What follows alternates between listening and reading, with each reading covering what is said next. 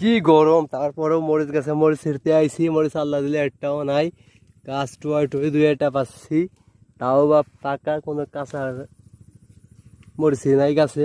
দেখেন এতটুকু গাছে কি অবস্থা, মরিচ পাইকে পাইকে।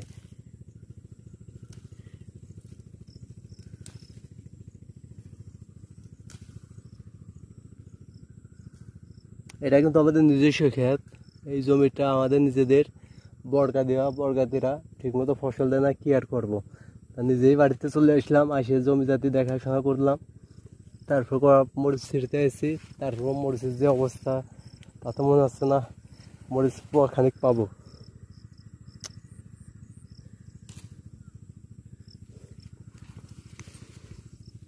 আশেপাশে গাছ আছে, কিন্তু এই গাছ কিন্তু আমাদের না।